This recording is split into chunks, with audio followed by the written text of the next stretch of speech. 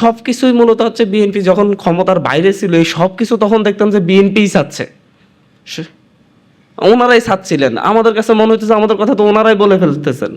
31 দফা দিয়ে এরপর হচ্ছে বিভিন্ন ভাষণে সব পরিবর্তন করে ফেলবে, কিন্তু ক্ষমতায় যাওয়ার পর চেহারাটা পাল্টে গেল। এবং সবচাইতে বেশি যে কথাটা, যে জনগণ আমাদেরকে সাপোর্ট দিয়েছে, 2/3 আসন পেয়েছি, আমরাই সংবিধান সংশোধনের অধিকার রাখি। যদিও আমরা সংবিধান সংশোধন চাই না, আমরা গণভোটের হিসেবে সংবিধানের রিফরমেশন চাই।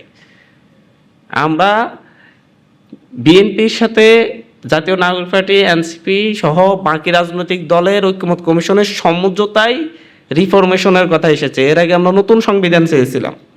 বিএনপি রিফরমেশনের থেকে সরে গেলে জাতীয় নাগরিক পার্টি, এনসিপি সহ আমরা যারা তরুণ প্রজন্ম আছি, জুলাই গণঅভ্যুত্থানে নেতৃত্ব দিয়েছি এবং আমাদের সাথে যারা ছিল তাদেরকে নিয়ে আমরা আবার তাহলে নতুন সংবিধান চাইব। যেহেতু বিএনপি তার ঐক্যমতের জায়গা থেকে সরে আসছে, আমাদেরও সেই আমাদের পূর্ণ জায়গায় ফেরত যেতে হবে।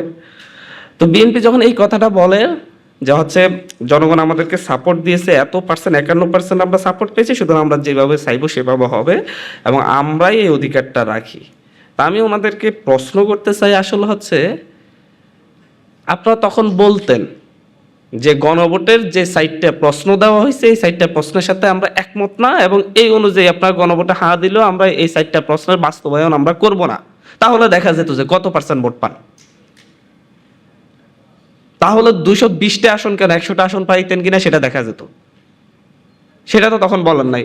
ওই যে জনগণের চাপে বুঝতে পারছেন যে মানুষ এটার বিরুদ্ধে গেলে আপনাদেরকে ভোট দিবে না, নিজ মুখেই স্বীকার করতেছেন যে আমরা চাপে পড়ে আমরা স্বীকার করেছি যে হচ্ছে গণভোটে হ্যাঁ চেয়েছি।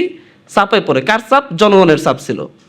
এবং জনগণ আপনাদেরকে বিশ্বাস করছে, আপনারা সেই বিশ্বাস ভঙ্গ করতেছেন এবং সেই বিশ্বাসের জায়গা থেকে সরে আসতেছেন। তো এই প্রতারণা আসলে হচ্ছে এই জাতি, এই দেশের মানুষ কিছুদিন সহ্য করবে হয়তো, কিন্তু দীর্ঘদিন সহ্য করবে না।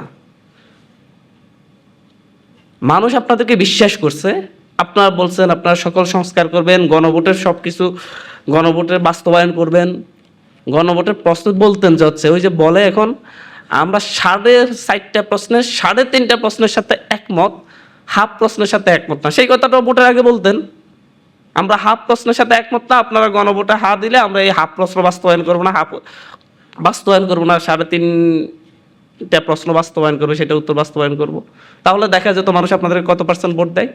আছেন অধ্যাপকগণ রয়েছেন এবং আমার রাজনৈতিক অভিভাবকগণ রয়েছেন, সকলের প্রতি কৃতজ্ঞতা জানাচ্ছি। আমি আসলে রাজনৈতিক বিশ্লেষকও নই কিংবা হচ্ছে সংবিধান বিশেষজ্ঞও নই, আমি জনতার কাতার থেকে উঠে আসা একজন রাজনীতিবিদ।